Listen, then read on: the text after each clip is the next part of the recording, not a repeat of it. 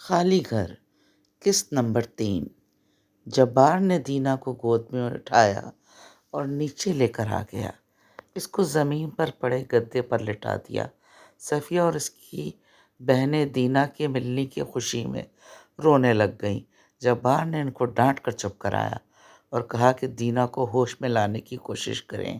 شعیب نے گلا کھنکار کر جبار سے پوچھا کہ اگر اسپتال لے کر جانا ہے تو میں گاڑی نکال لیتا ہوں۔ جبار نے شعیب کا شکریہ ادا کیا کہ اس کی ضرورت نہیں ہے، انشاءاللہ بچی جلدی ہوش میں آ جائے گی۔ جبار نے شعیب کا شکریہ ادا کیا کہ وہ مشکل وقت میں اس کے ساتھ کھڑا رہا۔ جبار شعیب کو نیچے دروازے تک چھوڑنے آیا اور ایک بار پھر شکریہ ادا کر کر خدا حافظ کر کر اوپر آیا تو دینا بدستور بے ہوش تھی۔ سب نے لاکھ جتن کر لیے لیکن دینا ہوش میں نہ آئی۔ جبار کو جو کچھ شعیب نے بتایا تھا، جبار نے ان باتوں کا کسی سے بھی ذکر نہیں کیا کہ مبادا عورتیں ڈر جائیں گی اور بلا وجہ پریشان ہوں گی، چونکہ جبار کا کبھی اس طرح کی چیزوں سے واسطہ نہیں پڑا تھا، اسی لیے وہ ان سب باتوں پر یقین بھی نہیں کرتا تھا۔ اس کا خیال تھا کہ دینا اسٹور میں بند ہونے کی وجہ سے بے ہوش ہو گئی ہوگی۔ اس کا خیال تھا کہ شعیب کے گھر والے توہم پرست ہوں گے، اس لیے وہ ان سب باتوں کو حقیقت سمجھتے ہوں گے۔ جب جبار اوپر پہنچا تو دینا بدستور بے ہوش تھی۔ صفیہ بہت پریشان تھی کہ دینا ہوش میں نہیں آ رہی۔ جبار نے کہا وہ تسلی رکھے، انشاءاللہ دینا جلد ہوش میں آ جائے گی۔ شگفتہ نے کہا بھائی جان دینا کو اسپتال لے کر چلتے ہیں۔ جبار نے کہا کہ صبح تک دیکھتے ہیں۔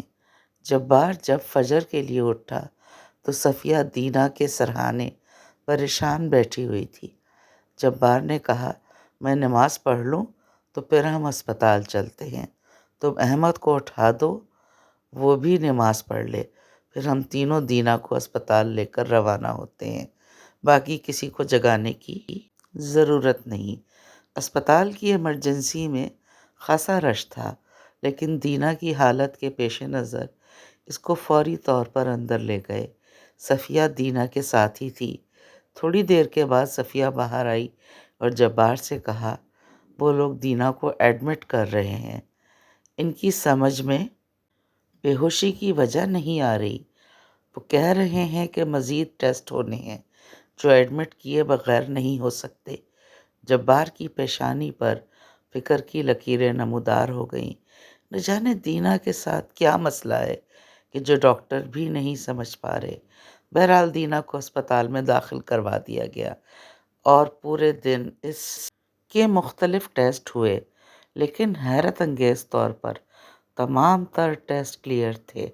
ڈاکٹروں کا پینل بیٹھا اور دینا کا کیس ڈسکس ہوا اور آخر میں انہوں نے والدین کو بلا کر کہا کہ ہم بظاہر کسی بھی نتیجے پر نہیں پہنچ پا رہے، کوئی جسمانی مسئلہ نہیں لگ رہا ہے، لگتا ہے کہ بچی خوف کے باعث بے ہوش ہوئی ہے۔ بعض کیسز میں مریض دیر سے خوف سے باہر آتا ہے۔ ہم بچی کو ایک دن اور دیکھتے ہیں، دعا کریں کہ بہتری آ جائے۔ رات کو صفیہ دینا کے کمرے میں قرآن کی تلاوت کر رہی تھی کہ اچانک دینا نے آنکھیں کھول لیں۔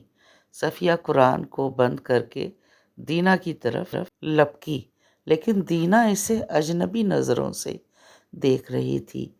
جیسے ہی صفیہ نے اس کا ماتھا چوما، دینا نے دیوانہ وار کہکہے لگانے شروع کر دیے۔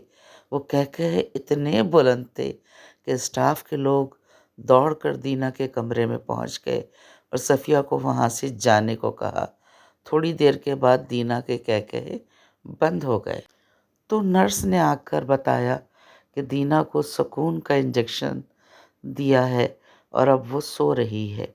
صفیہ بہت پریشان تھی، لیکن اس کے دل کو ایک گونا سکون بھی تھا کہ دینا ہوش میں تو آ گئی۔ صبح جب ڈاکٹر وارڈ میں آیا تو دینا اس وقت تک جاگ چکی تھی، لیکن بالکل چپ تھی۔ ڈاکٹر نے بار بار پوچھا بیٹا آپ کیسی ہیں؟ لیکن دینا ٹکٹکی باندھ کے چھت کو گھورتی رہی، کسی بھی بات کا جواب نہیں دیا۔ ڈاکٹر نے بتایا کہ شدید صدمے کی وجہ سے خاموش ہے۔ اللہ کا شکر ادا کرے کہ بچی ہوش میں آ گئی ہے۔ انشاءاللہ جیسے جیسے وقت گزرے گا نارمل ہوتی جائے گی۔ پریشان نہ ہو، بچی بالکل صحت مند ہے، فکر کی کوئی بات نہیں، ابھی یہ شاک اسٹیٹ میں ہے، بہتری وقت کے ساتھ ہی آئے گی۔ ڈاکٹر نے مزید کہا کہ میں کچھ دوائیاں لکھ رہا ہوں، باقاعدگی سے دیں اور 1 ہفتے کے بعد دوبارہ آ کر دکھائیں۔ ابھی آپ دینا کو گھر لے جائیں۔ صفیہ نے جبار کو فون کر کے صورتحال سے آگاہ کیا اور کاغذی کارروائی پوری کرنے کے بعد دینا کو گھر لے کے روانہ ہوئے۔ دینا پورے راستے خاموش بیٹھی رہی، کسی بھی بات کا جواب نہیں دیا، لیکن جیسے ہی گاڑی گھر کے سامنے رکی، دینا تیزی سے اتر کر گھر کے اندر دوڑتی ہوئی داخل ہوئی۔ شائستہ دروازہ کھول کر دینا کے استقبال کے لیے کھڑی تھی۔ وہ دینا کو پکارتی رہ گئی، دینا، دینا، لیکن دینا تو کسی ہوائی گھوڑے پر سوار تھی۔